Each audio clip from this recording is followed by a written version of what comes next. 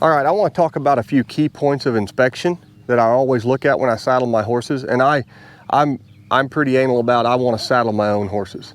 I want to look at things, look my saddle over, make sure everything's put together good. Right here is a spot on a lot of cinches that comes apart where it rubs on the D, and I've seen this be cut into 1/2 inch to 1 inch back here and it not be caught on people, and that'll eventually break, and then you're only connected by your rear cinch on the horse, and that's a train wreck. That's not going to end very well for you. Also inspect your strings that come through and hold your cinch together. Just make sure there's nothing wearing into and everything's secured real tight. I'm going to hang this back up and we're going to go to the off side and check it out.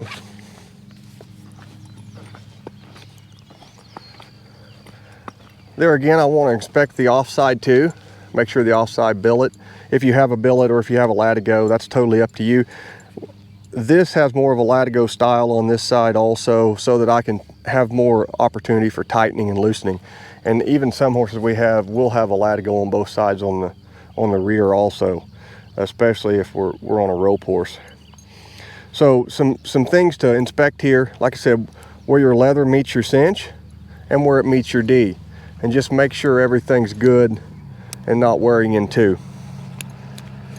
Another key factor that causes a lot of wrecks, this is your keeper between your front and back cinch. And it's really, really important to inspect this often. These break, they've been known to dry out and break. You know, horses sweat drips down on it, and that causes it to get dry, and then eventually this breaks. And when this does break, this back cinch can slide into the flank area, and we don't want that. Even some of the most broke horses will have it come apart and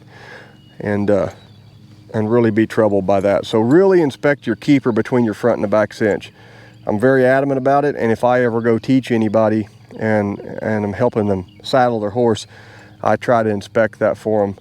I've seen a lot of horses have bad tack and things that have caused the horses to get bad habits. Too numerous to name right now.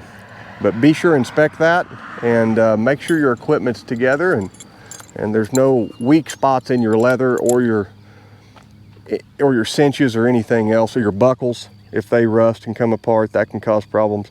So be really, really, really adamant about checking that stuff. Save yourself a wreck. I always tell people we